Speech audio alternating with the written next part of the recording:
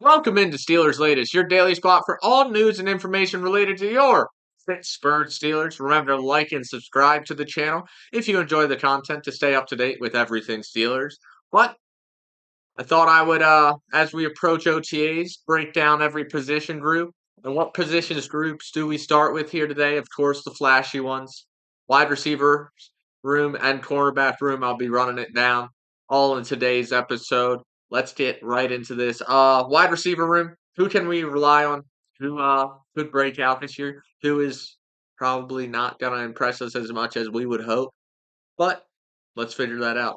DK Metcalf, of course, he's going to be the most reliable guy. DK is going to be wide receiver one all year long. No question about it, especially after the George Pickens trade. Basically, keeping the room, I would say it's very comparable to last year's room because I think George Pickens, I guess you would say DK right now in their stages of career is a little better than George Pickens.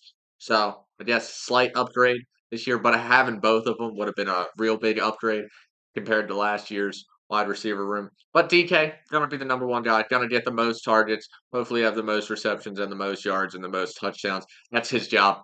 That's what he's gonna be doing all season long. Got to see a lot of vertical routes and the ball being tossed up to him, especially if Mason Rudolph's in there at quarterback. Robert Woods, though, more depressed about the signing of Robert Woods now since losing George Pickens because now he's slated to be wide receiver two, playing out wide instead of in the slot position again. Uh, I think he's too old to be playing out wide, honestly. I think in the slot, you're using your routes more to create space because you're in the middle of the field compared to being on the outside. That's more of a speed game. And Robert Woods doesn't have the fastest of steps anymore in him. So not really too excited for Robert Woods. Think it could be a letdown, kind of like Allen Robinson was last year with us. But it could. He could prove me wrong, but having him at wide receiver two is kind of shocking to me right now. Calvin Austin, think he could be in for a breakout season. He's shown us flashes all last year. 36 receptions for 548 yards. That's over 15 yards per reception. You get a bit more receptions, the yards are going to fly up. And 4 touchdowns also. I feel like most of them were like 30-plus yard touchdowns too. So he has splash play potential. He's shown that in his couple years in the league. Uh, I'm excited to see him again in the slot position. Hopefully, have more of a role this year than he did last year. Last year, it felt like the scheming of getting receivers open wasn't there. So hopefully, we just improve on that in general. Roman Wilson, though, also could be a big factor in this year's offense, especially after George Pickens got traded. Roman Wilson, haven't seen any of him in the league yet. So this could be fun. Hopefully, Roman Wilson develops like he was projected to coming out of college. Got hurt, of course, all of last year. But now, basically his rookie season, hopefully he can run it back for us and have a great year in the Steelers black and yellow. And hopefully, just like all the receivers we tend to draft, hopefully he becomes a star because, that's just what we do in Pittsburgh. We produce star wide receivers. Also, another name to watch out for, if he can make the team, undrafted free agent Rock Taylor could be interesting. Could get to know him a little bit more as the season comes closer and as preseason games get played. If he can make the team, he could eventually be an impact player, I do believe. But let's move on to possible players we could sign to just add a little bit more depth or just improve the wide receiver room in general. I'm gonna mention these three names once again. They were the three names I had last week when I was talking about after the George Pickens trade, who we could go out there and grab for wide receiver two. The first two that come to mind, Amari Cooper and Keenan Allen, still free agents, still solid veteran options. They do, of course, they're on the older side. They're probably going to be more expensive than my next option, but they're always reliable. They're usually the number one guy on whatever team they're for. They'd be the number two guy here. I think Keenan Allen last year had over 70 receptions and 700 yards. So that solid production once again with the Bears last year. Amari Cooper, he had an off year last year, but before that, it was like 4 straight seasons of 1,000 yards plus. So I think they still got a lot left in the tank. Once again, they've never been the most athletic of freaks, so that kind of lends it to them aging more gracefully in their later parts of their career because they've always had to rely on their techniques to get open instead of just their pure athleticism. So I think that lends itself to a good fit. They'd be solid number two options. But if you want a cheaper option, go out there, sign Gabe Davis. He's younger also, but also a lot more question marks about Gabe Davis after last year with Jacksonville. It was pretty ugly down there in Jacksonville for him to get cut after signing a $30 million deal just 1 year into it. That is as rough as it gets for a player. But he'd be cheaper because Jacksonville's still paying him some money. So let me know in the comment section below what you think about those three options and if you think we should go out there and sign another wide receiver to add depth. But moving to the other side of the ball, the cornerback room, who are our lockdown cornerbacks and who could emerge this year. Darius Slay, Joey Porter Jr., and Brandon Eccles are slated to be our starters right now if you look at the depth charts on ESPN. Joey Porter Jr., I think he's going to continue to progress. I think he's a great option. Darius Slay, I want to say I know he's going to be locked down next year like he's been most of his career, but he's 34. And it's hard to say a 34-year-old cornerback isn't going to take a step back even more this year. He also was playing kind of rotational in Philadelphia. They had a lot of cornerbacks subbing in and out in their games. Might be the new strategy for the NFL. If you can keep your cornerbacks laid fresh, I do think it makes it easier for them when they are on the field to stay with their guys.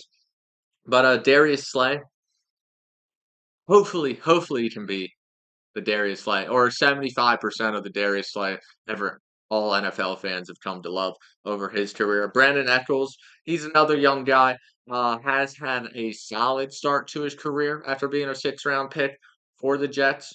Pretty solid slot guy. I do think that position is more up in the air, though, with some of these other guys like Corey Trice and Beanie Bishop, a couple other young players that I think will be getting a good amount of snaps out there in their second and third seasons.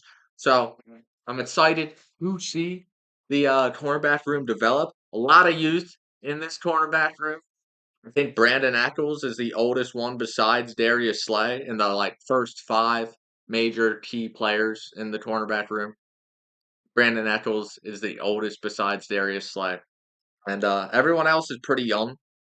So this is a prove it year, basically, for our secondary if the transition's really going to work out or not, because it's hitting that time where players start to hit that major step in growth and development. Hopefully, Joey Porter Jr. really develops into that lockdown corner this year. We have our number one guy for years to come if he does take that next step. Beanie Bishop and Corey Trice, they could also develop to be a solid 2 or 3 option in the cornerback room. Brandon Eccles, even he could continue to develop. So we're hoping Darius Slay and his veteran presence helps with the development of these younger cornerbacks. But let's talk about other options also for the cornerback room. Why not? Maybe go out there, add a little bit of depth to this young cornerback room. I'm going to pitch 2 veterans. The first veteran, Stephen Gilmore. Of course, you'd want to sign him to a 1-year deal. He's 34 years old, just like Darius Slay. He's had a solid career. He's on the back half of his career, slowly fading off, slowly losing his step. But I think he can still get it done for another season. I'd be willing to bring him in to be the second veteran in that cornerback room. We're really missing veteran presence in the cornerback room besides Darius Slay. Everyone else is so young that I'm like, oh, maybe we should go out there and grab another vet just to teach these guys how to really be an NFL level quarterback, how to be that shutdown cornerback at the NFL level. And both Stephon Gilmore and Darius Slay have done that. So basically, signing him would be like adding Darius Slay over again, in my opinion. And I honestly can really get behind it. He really never has had a terrible season. But the second option, former Steeler, then went to our rivals, the Bengals, or our rivals, the Bengals. Mike Hilton, bringing him back to town. I think Mike Hilton, he's a great tackler at the cornerback position. He adds something to the run defense from the secondary. He also can blitz really well, and we saw that in his time in Pittsburgh. We've seen it a little bit less in Cincinnati, but I think that's just because Cincinnati doesn't know how to really use a player like Mike Hilton, like the Steelers do. The Steelers always use those package kind of cornerbacks or defenders really well. They just know how to use those utility defenders like no other team does. So I think adding someone like Mike Hilton would bring a different presence in that cornerback room, just something we don't really have right now, and that's a solid tackler at cornerback, someone that can also lend itself to pressuring quarterbacks also on blitz plays. I think that would be just an interesting move. Bring him back to town. He was always a fun player to watch when he was rocking the black and yellow. So I think it'd be a easy fit for him to slide back in on that defense. And finally, this is another younger option, way cheaper option also. Probably could get him for a mil. Asante Samuel Jr. also. This is my least favorite option. I'm not really he hasn't really proved too much. He'd be another depth piece to the cornerback room. Wouldn't really secure a key role to this defense just by him getting signed. While like the other two, you definitely guarantee they'd be on the field way more than Asante Samuel Jr. But this is another guy that could possibly develop well still. You just maybe he was in the wrong system with LA and the Chargers. That just couldn't might not have been the right fit for him, and that's why his development kind of got stunted there. Maybe coming to Pittsburgh, he could hit that potential that he was projected to be coming out of college, and maybe get close to being kind of like his dad and be a lockdown corner eventually in the NFL. But you never know. Let me know in the comment section if you'd be interested in any of those three options or what cornerback you possibly would be interested in the Steelers picking up before OTA start on the 27th. But this has been Steelers Latest. I've been your host, Cole Denis, and I will see you tomorrow.